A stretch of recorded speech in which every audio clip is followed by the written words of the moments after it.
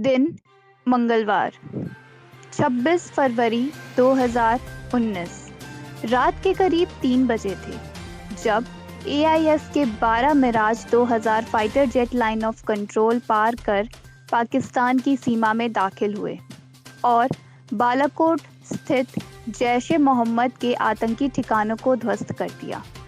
बाद में इसे बालाकोट एयर स्ट्राइक के नाम से जाना गया।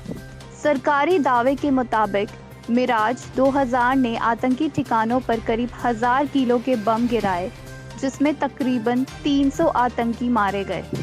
पाकिस्तान को भारत की इस कार्रवाई की भनक तक नहीं लगी थी।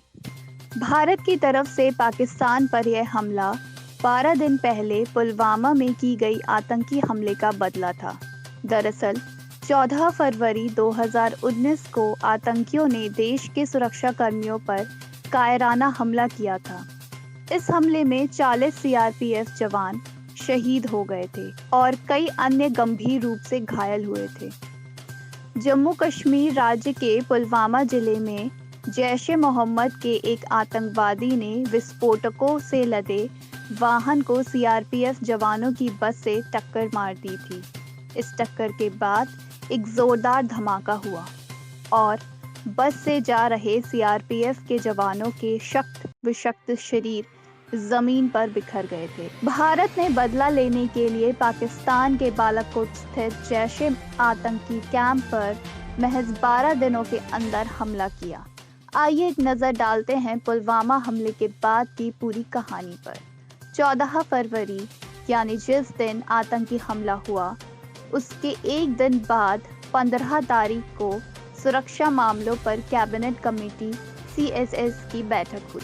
इस बैठक में प्रधानमंत्री नरेंद्र मोदी को पाकिस्तान से बदला लेने के लिए ऑप्शन दिए गए। उरी हमले के बाद भारत ने सर्जिकल स्ट्राइक का फैसला लिया था, लेकिन इस बार तय हुआ था कि किसी दूसरे तरीके से जवाब दिया जाएगा। लंबे मंथन के बाद एयर स्ट्राइक को फाइनल किया गया। प्रधानमंत्री नरेंद्र मोदी की तरफ से NSA अजीत डोभाल को इस प्लान की जिम्मेदारी दी गई। अजीत डोभाल और तत्कालीन वायुसेना प्रमुख BS धनोआ ने पूरे एक्शन का ब्लूप्रिंट तैयार किया। इसी दौरान तय हुआ कि बालाकोट में मौजूद जैश ए मोहम्मद के ठिकाने को निशाना बनाया जाएगा। जब जगह तय कर ली गई, उसके बाद सभी एजेंसियों ने इनपुट निकालना शुरू किया। IB ने जैश के ठिकानों की पुख्ता जगह निकालनी शुरू की। भले ही इस हमले में वायुसेना का अहम रोल था, लेकिन थल सेना को भी अलर्ट पर रखा गया। खासकर LOC के पास वाले इलाके में जवान पूरी तरह सतर्क थे।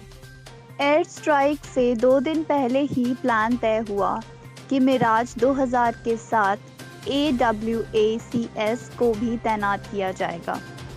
इन्हें ग्वालियर में तैनात किया गया, साथ ही आगरा बेस को भी अलर्ट पर रखा गया था। 25 फरवरी की शाम ऑपरेशन में हिस्सा ले रहे लोगों के फोन बंद कर दिए गए।